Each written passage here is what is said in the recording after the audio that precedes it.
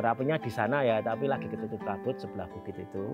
Difokusin dulu ya, difokusin dulu. Ada jarak paling rendah dan paling jauh.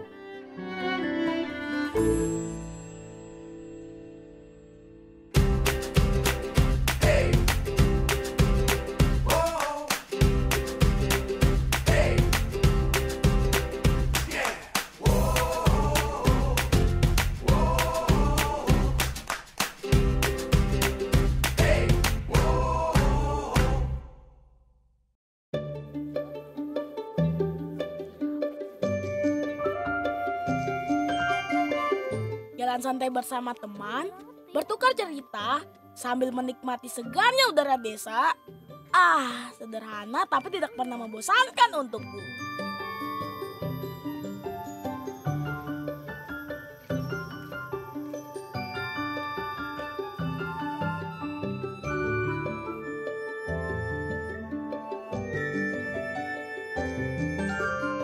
Hai teman-teman, sekarang kita sudah sampai di depan pos pantau. Sekarang kita mau lihat dalamnya. Ayo kita lihat dalamnya bersama-sama yuk teman-teman. Bangunan ini ada di gerbang masuk desaku. Sekarang aku mau tunjukkan ke kamu. Apa sih fungsi bangunan ini?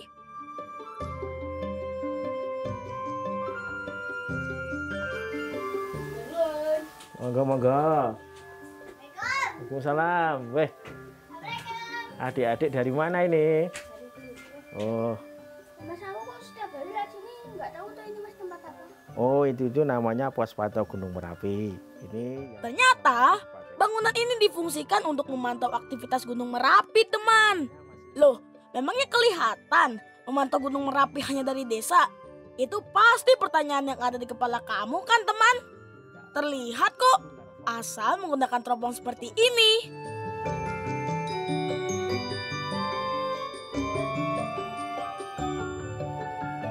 Ini foto-foto erupsi Gunung Merapi 2010.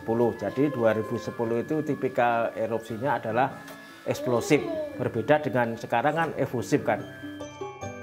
Di pos ini juga terdapat foto-foto hasil jebretan Mas Boy nih teman.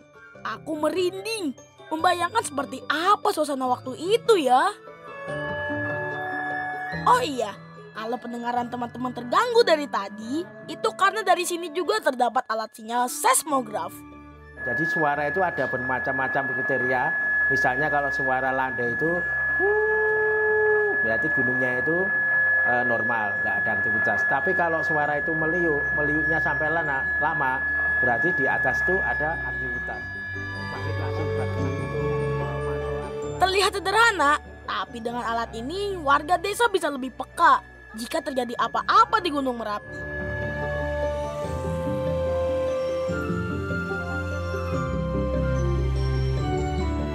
Desa kami memang sangat dekat dengan Gunung Merapi. Wajar kalau kami takut, tapi selalu ada rasa syukur yang selalu mengingatkan kami. Tidak hanya dekat dengan bahaya, tapi ada juga pesona di desa kami.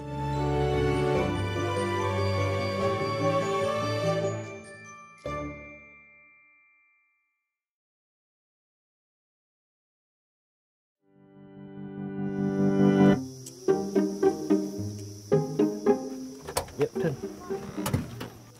Wis, tas. Bener nih.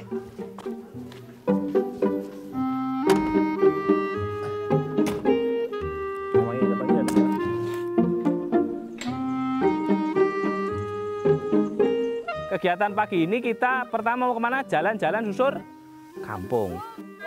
Kita nanti lewat kebun sini belakang, lewat sana tembus, nenggone Pamusiran, balik lagi, tekan pertigaan, terus ngetan, terus munggah lewat masjid, balik rene. Nah, tapi nanti ada syaratnya. Pas kalian perjalanan, nyari daun-daun yang kalian temukan di perjalanan. Asik! Hari ini aku dan teman-teman di desaku kedatangan Mas Holik. Memang sudah jadi kegiatan rutin Mas Holik dan teman-teman datang ke desaku untuk kegiatan siaga atau sinaudolan mitigasi.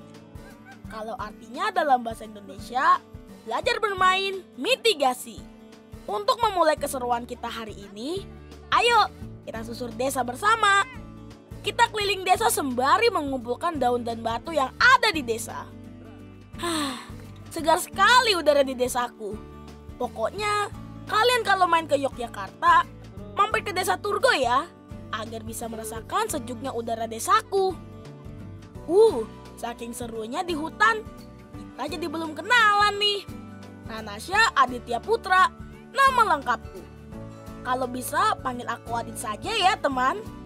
Kegiatan kita ini tidak cuma mengumpulkan daun dan bebatuan saja, tapi juga ada penjelasan yang akan Mas Holik berikan selama perjalanan ini. Ada yang tahu nggak ini apa? Dilihat dari sini, dari sini. Evakuasi. Buat apa? Buat melarikan diri. Melarikan diri nanti. Nah, jadi ini petunjuk evakuasi. Kenapa dipasang di sini? Karena biasanya nek Merapi ini erupsi, ben wong ora bingung, ben ngerti mlayune arah rono. Ojo kleru rono ngerti papat. Salah. Mendekati Sungai Boyong nggak boleh. Karena apa? Awan panas, pedus gembel lewati kali Boyong. Arahnya ke arah timur. Di desaku memang ada beberapa simbol atau petunjuk evakuasi teman. Karena desaku dekat dengan Gunung Merapi. Daun sudah terkumpul, bebatuan juga sudah kutemukan. Saatnya kembali ke titik kumpul. Siapa yang pengen jalan sampai Gunung Merapi? Aku. Tenan. Tak jam munggah liwat Turgo tekan Gunung Merapi siap? Oke. Tenan lo ya. Tapi syaratnya ono. Harus. Tahukah teman, Indonesia adalah negara dengan jumlah gunung api terbanyak di dunia, yaitu 127. Dan Gunung Merapi yang dekat dengan desaku adalah gunung berapi yang paling aktif di dunia. Dan aku pernah merasakan situasi gunung erupsi.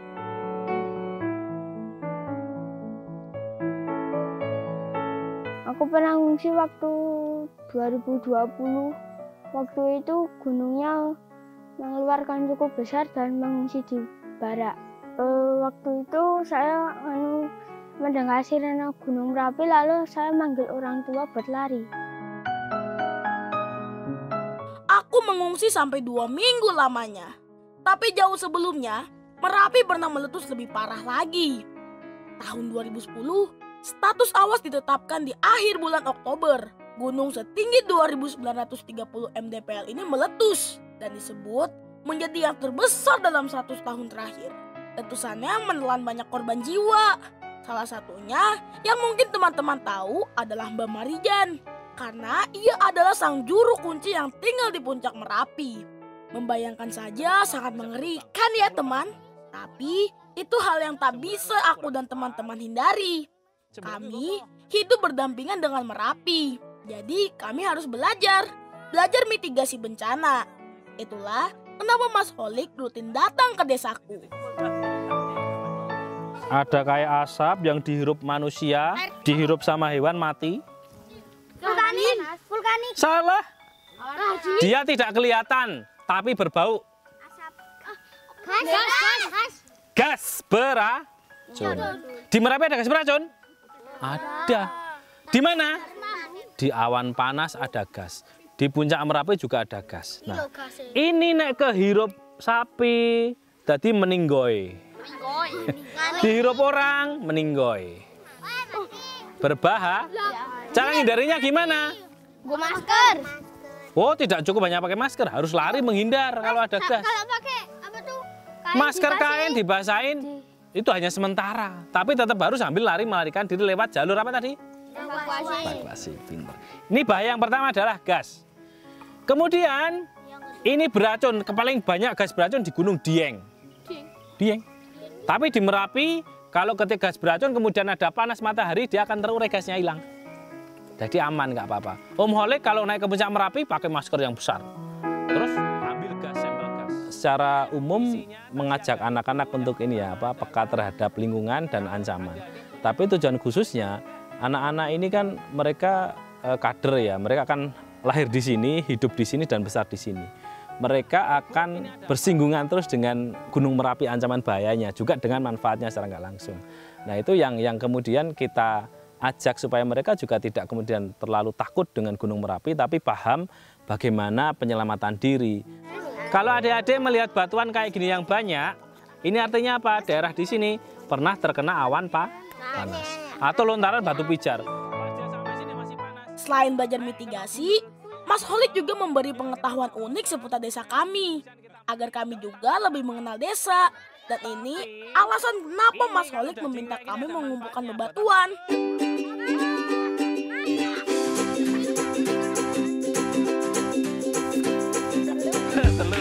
Sesi terakhir ditutup dengan bermain. Seru sekali ya. Terima kasih Mas Holik dan teman-temannya yang sudah datang memberi ilmu dan menghibur aku dan teman-temanku di sini. Loro, telu, papat, limo, aman. Ayo iki.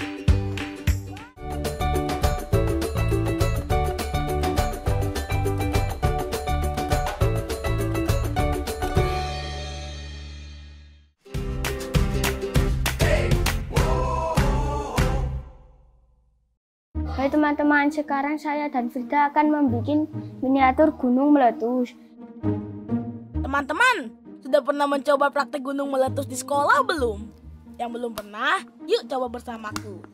Tak hanya perlu menyiapkan botol bekas, cuka, warna makanan warna merah, baking soda, dan aku menggunakan pasir untuk membuat gunungnya.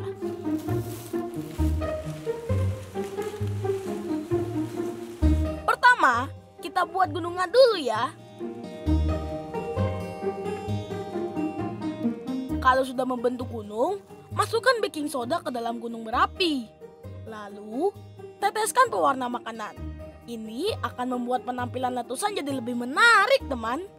Terakhir, tuangkan cuka dan lihat apa yang terjadi. Boom! Lava merah akan keluar dari dalam gunung berapi. Letusan gunung api bisa menyebabkan banyak ancaman, teman. Seperti awan panas, hujan abu, aliran lava, semburan material, gas beracun, aliran lahar dingin, dan masih banyak lainnya.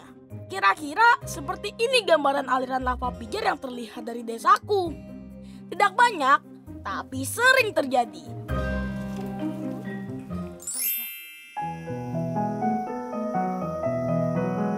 Teman-teman, ini ada rumah kosong.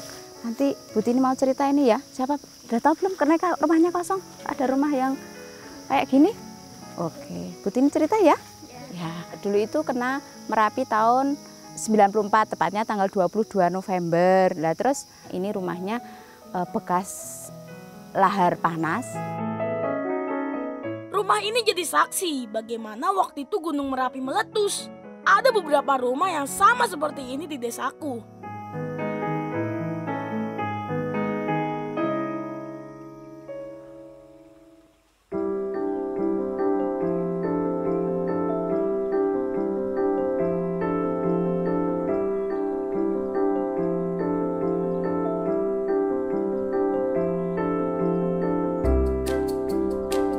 Desaku terletak di lereng Gunung Merapi, teman. Jarak desa dengan Merapi tidak sampai 10 km. Itu sebabnya aliran lava pijar bisa terlihat dari desaku kalau kita meneropong dari pos pantau. Bisa dibilang, Turgo berada di kawasan tinggi. Jadi, udara di sini masih sangat dingin, teman. Apalagi kalau malam dan pagi hari. Kalau di siang hari juga seringnya turun hujan. Bicara tentang Merapi, tidak melulu soal bencana, teman. Misalnya saja yang paling sederhana adalah keindahan alam desaku. Gunung Merapi dan deretan bukitnya menjadi daya tarik wisatawan lokal hingga mancanegara. Keindahan alam tidak cuma menyegarkan mata, tapi juga pikiran orang yang menikmatinya.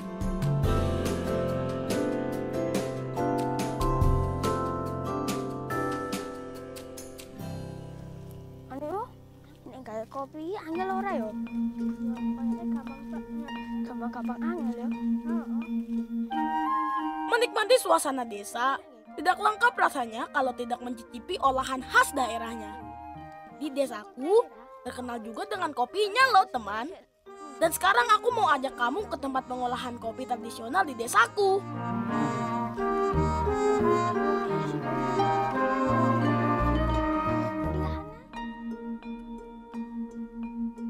Nun. Mas Adi, terus apa iki kok? Kalau rencang-rencang, Bude kok sakjane ajeng ndelok nganu pembuatan kopi. Oh, nggih, nek pembuatan kopi metik sike, Nggih. metik nang kebon sike. Nggih. Oke? Oke. Ayo. Yuk. Wah, asik sekali. Mulai dari memetik sampai nanti jadi kopi. Ini pengalaman pertama aku dan teman-teman nih. Nah, Mas Adit, teman-teman ini namanya jenisnya kopi jenisnya Arabica. Terus kita petiknya yang merah saja, yang hijau belum boleh dipetik karena belum mateng. Yo kita petik yang merah yo, bareng-bareng. Secangkir kopi yang nikmat berasal dari perjalanan yang panjang, teman.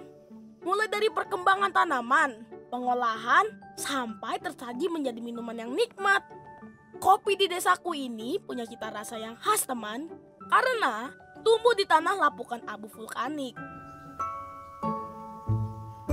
Oke nih Mas Adit, teman-teman nih, ini kan tadi sudah memetik, petik merah kan. Ini nek bar metik itu biasanya langsung dijemur. Dijemurnya itu kira-kira ya kalau panasnya panas banget itu bisa seminggu langsung kering. Habis itu kalau sudah kering baru kita proses pengeringan, kita tumbuk buat ngelupasin kulitnya. Namanya prosesnya natural. Untung Bude sudah punya yang sudah kering. Jadi kita bisa langsung ke proses selanjutnya. Ayo kita sangrai biji kopinya. Untuk mengolah kopi, Bude masih menggunakan cara tradisional. Pakai tungku dari tanah liat dan kayu bakar. Kata Bude, untuk menyangrai harus menggunakan api yang sudah jadi dan tungku yang panas. Kita juga harus terus menggongseng biji kopinya supaya matangnya merata. Pelan-pelan baik, pelan-pelan itu. Nanti tidak gosong ya. Hati-hati.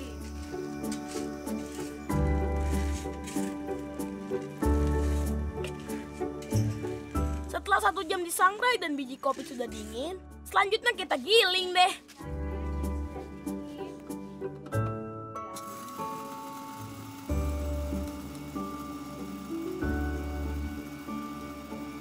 Kita matikan. Nah, kita matikan. Aromanya seperti ini. Ya, boleh dicoba. Nah, Karena jenis kopi di desaku adalah Arabica, jadi aromanya wangi sekali. Rasanya agak sedikit asam dan pahit. Tapi pas diseruput, rasanya halus, teman. ini 1 sendok makan. Oke. Bukan cuma kopi yang banyak tumbuh di desaku loh, tapi ada juga teh. Sekarang gantian aku dan teman-teman membuat teh. Rasa teh turgo juga unik. Ada sedikit sepat, tapi menyegarkan, teman. Apalagi minum teh bersama teman-teman.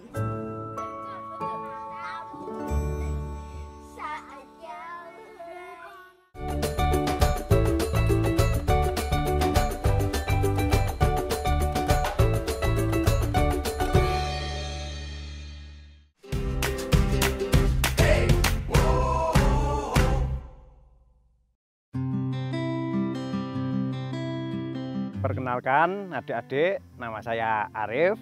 Ini adik-adik mau saya perkenalkan tanaman anggrek endemik Merapi. Ini namanya Vanda Tricolor. Nah, ini nanti adik-adik harus menyampaikan ke teman-teman atau saudara-saudara bahwa ini adalah anggrek yang dilindungi di Taman Nasional Gunung Merapi. Tumbuhan endemik itu artinya keberadaannya unik di suatu wilayah, teman, dan tidak ditemukan di wilayah lain secara alami. Maka dari itu, selain harus kita jaga, kita juga perlu untuk menanamnya agar tidak punah. Kalau sudah berbunga nanti, anggrek Vanda Tricolor akan sangat cantik. bentuknya seperti laba-laba dengan 3 warna dominan di satu kelopak, yaitu putih dengan dotol merah, kecoklatan, dan ungu. Sampai-sampai dijuluki Ratu Anggrek dari lereng Gunung Merapi.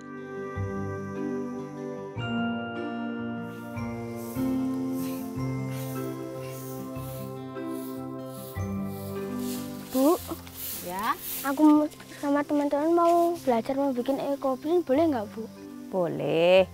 Tapi kalian cari daunnya dulu ya, dikumpulin. Nanti kalau sudah ke rumah ibu di sini di dapur kita buat bareng-bareng ya, sambil ibu siapkan dulu. Yuk kita cari daunnya, mencari yuk. Ayo. Yuk. Tentu bukan cuma anggrek yang ada di desaku. Ada banyak sekali tanaman di sini. Dan sekarang aku dan teman-teman mau menggunakan kecantikan tanaman ini untuk membuat ekoprint. Dan semua bunga dan daun bisa kita pakai untuk membuat ekoprint. Karena ada yang bisa mengeluarkan warna dan tidak. Kalau sudah terkumpul, yuk kita langsung buat, teman. Monggo. Tidak ada bahan kimia yang digunakan untuk membuat ekoprint. Semuanya alami yang bisa kita cari di alam sekitar. Ada beberapa cara membuat ekoprint. Kalau di desaku, daun-daun yang sudah tersusun tidak dipukul-pukul untuk mengeluarkan warnanya. Cukup digulung dengan rapi seperti ini, setelah itu dikukus.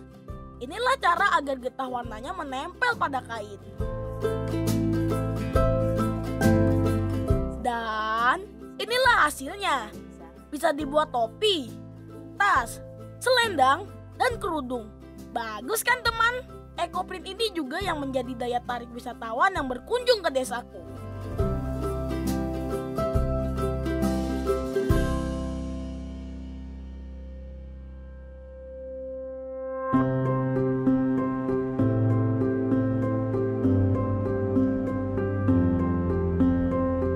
Adiknya bersyukur loh ning kene. Lah kan deket Merapi tapi ada kudu waspada. Ana peringkatan, ada kudu ning titik perkumpulan. Harus bersyukur. Bersyukur karena kita mendapatkan alam yang indah, pemandangan dan sejuk. Merapi tidak pernah ingkar janji. Itulah ungkapan populer di masyarakat. Kamu pernah mendengarnya, teman? Jangan sampai cerita-cerita yang disampaikan kepada anak-anak cerita pilunya, tapi bagaimana menyelamatkan dirinya, bagaimana mengetahui gunung ini seperti apa, itu yang menurut kami di Sekolah Gunung Merapi itu lebih penting. Meletusnya Gunung Merapi dipercaya bukan sebagai bencana, tapi proses alam yang memang seharusnya terjadi. Bukti kalau alam itu hidup. Setelah erupsi, tanah akan menjadi subur karena aktivitas vulkanik. Kami percaya Merapi itu akan selalu memberikan tanda kapan ia akan meletus agar kami bermawas diri. Dan setelahnya selalu ada kebaikan. Selalu ada pesona dari setiap musibah, teman. Itulah janji Merapi kepada kami.